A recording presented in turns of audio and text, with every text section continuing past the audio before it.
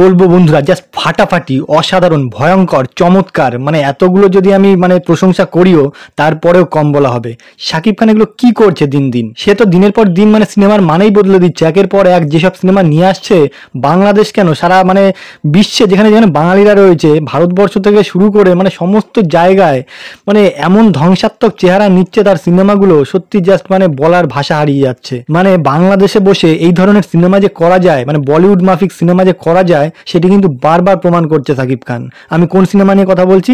আমি কথা বলছি শাকিব খানের আপকামিং সিনেমা যেটি আসতে চলেছে, সেই দরদ সিনেমার যে টিজারটি বেরিয়েছে, তো টিজারটি দেখার সঙ্গে সঙ্গে পুরো শকড।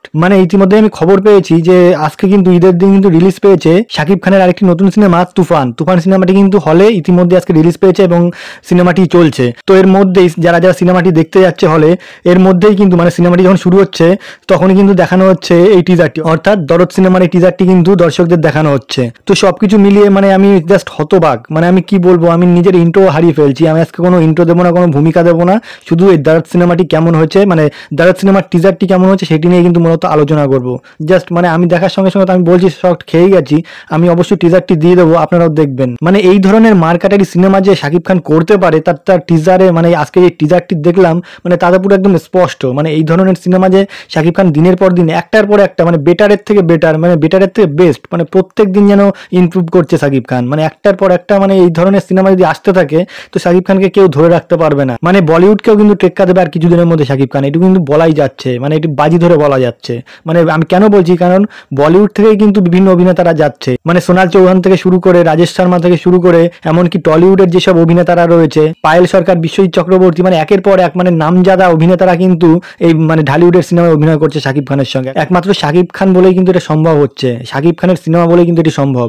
তো এবার আলোচনা করবো টিজারটি সম্পর্কে। তো এই দরদ সিনেমাটা কিন্তু পরিচালনা করছে অনন্য মামুন। তো এই অনন্য মামুনের পরিচালনায় যে দরদ সিনেমাটি আসতে চলেছে, মেগাস্টার শাকিব খান তো অভিনয় করছে এই দরদ সিনেমায়, তার সাথে সাথে বলিউড থেকে আগত সোনাল চৌহান নায়িকা হিসাবে অভিনয় করছে, তার সাথে রয়েছে পায়েল সরকার, কলকাতার টলিউড থেকে রয়েছে বিশ্বজিৎ চক্রবর্তী, এছাড়াও রয়েছে রাজেশ শর্মা। এরকম বিখ্যাত বিখ্যাত অভিনেতারা কিন্তু এই সিনেমায় অভিনয় করতে চলেছে। তাছাড়া বাংলাদেশের অভিনেতারও রয়েছেই, অভিনেতা অভিনেত্রীরা রয়েছেই বাংলাদেশের ঢালিউডের।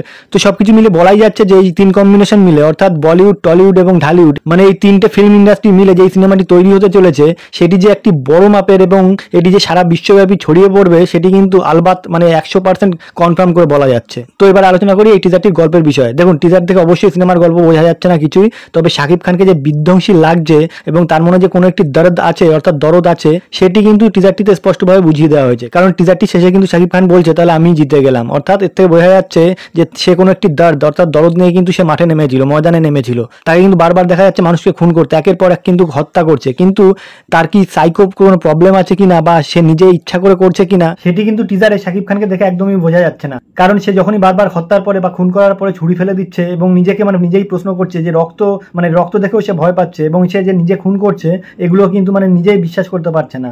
অর্থাৎ এর থেকে আদৌ বোঝা যাচ্ছে না টিজারটি দেখে যে সে সত্যিকারের যে নিজে থেকেই খুন করছে, নাকি তার মধ্যে কোনো সাইকো প্রবলেম আছে কিনা, বা কোনো কারণে সে অন্য কোনো ব্যথার কারণে, দরদের কারণে সে খুন করছে কিনা। সবকিছু কিন্তু কোনো কিছু কিন্তু বোঝা যাচ্ছে না টিজার দেখে। গল্পটা কিছুটা বোঝা যাবে যখন ট্রেলারটি বেরোবে, ট্রেলারটি দেখার পরে হয়তো কিছুটা আন্দাজ করা যাবে। আর এই টিজারটি সব থেকে বড় গুণ হলো এমন করে এডিট করা হয়েছে বা কাটা হয়েছে, একবারে কিন্তু গল্পটা বলে দেওয়া হচ্ছে না, কিন্তু কিছুটা আমির খান অভিনীত গাজিনী সিনেমার কিন্তু একটা আভাস পাওয়া যাচ্ছে। সে খুন করছে, হত্যা করছে এবং তারপর নিজেই নিজেকে ভুলে যাচ্ছে বা নিজে খুন করছে সেটাই ভুলে যাচ্ছে। তো সবকিছু মিলিয়ে শাকিব খানের যে মারকাটারি অভিনয় এবং লুক এবং দুর্ধর্ষ রকমের, মারাত্মক রকমের এরকম ধ্বংসাত্মক ক্যারেক্টারে যে অভিনয় করতে চলেছে, এটি দেখার পরে কিন্তু দর্শকরা চমকিত হবেই এবং মানুষের মনে যে গেঁথে থাকবে এই সিনেমাটি, এটি কিন্তু বলাই যাচ্ছে।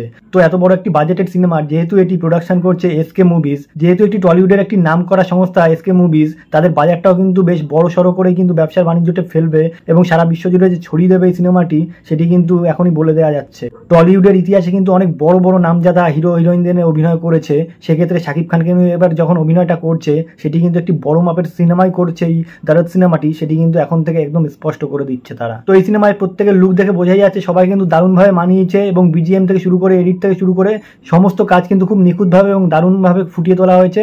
এবং বিশেষ করে সোনাল চৌহানকে নায়িকা হিসেবে কিন্তু খুব দারুণ লাগছে দেখতে, মিষ্টি লাগছে দেখতে।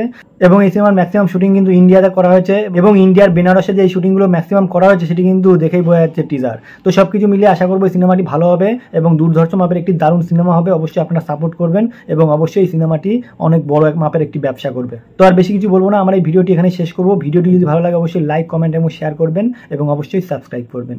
নমস্কার।